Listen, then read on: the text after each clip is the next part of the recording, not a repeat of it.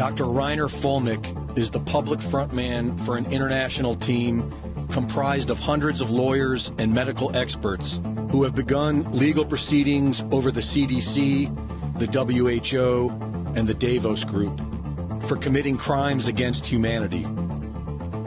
The protocol for the PCR test given by the WHO and the CDC was knowingly set to a level that guaranteed 100% false positives or false negatives. So there is no pandemic. This is all about getting people to take the shot.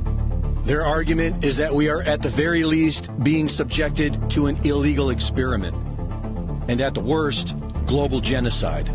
Dr. Fulmick points out how the experimental jab is in clear violation of all 10 of the Nuremberg codes, which carry the penalty of death for those who violate them. Number 1. Voluntary consent is absolutely essential.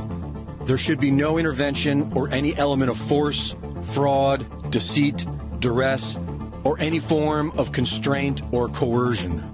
By definition, a vaccine must provide immunity to the virus, protect recipients from getting the virus, reduce deaths, infections, circulation, and transmission of the virus.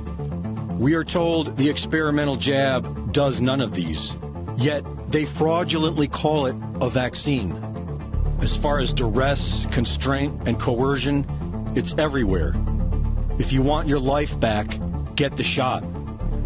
Number 2, the experiment should be such as to yield fruitful results unprocurable by other methods. The most fruitful method would be a healthy immune system, which can be achieved through good health and natural supplements such as vitamin D, vitamin C, and zinc. But the people are not being told this. In fact, those who point it out are being vilified and silenced. Number 3, the experiment should be designed and based on the results of animal experimentation. This experimental jab skipped animal testing.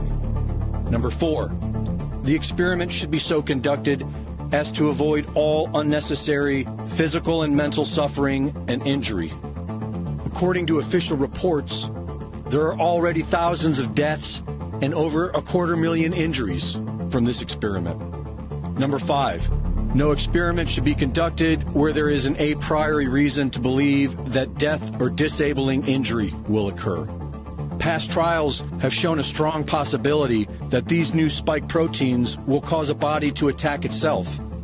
This is known as antibody-dependent enhancement, or ADE. And recent doctors have blown the whistle that this could end up killing everybody who's been vaccinated in the next 2 years. Number 6, the risk should never exceed the benefit. COVID-19 has a 98 to 99% survival rate, less deadly than the seasonal flu. The experimental jab is already the most dangerous vaccine in VAERS' 30-year history. Number 7, proper preparations should be made and adequate facilities provided to protect the experimental subject against even remote possibilities of injury, disability, or death. There were no preparations made. There are no facilities. The subject shows up for their shot and goes home.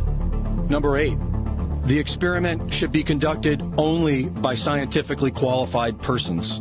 This experiment has been exclusively run by politicians, the media, celebrities, and big pharma bureaucrats. Number 9, the subject should be at liberty to bring the experiment to an end. Thousands of medical experts have attempted to end this madness, and their voices continue to be silenced. Number 10, the experiment must be brought to an end if resulting in injury or death. And yet, the experiment pushes on. Once again, those who violate these international laws are subject to the death penalty. Legal proceedings are moving forward and evidence is being collected. Whistleblowers are directed to contact the international team at www.securewhistleblower.com. This is likely the biggest crime ever committed against the world population. And the question is, do we still have a judicial system to exact justice? For Infowars.com, this is Greg Reese.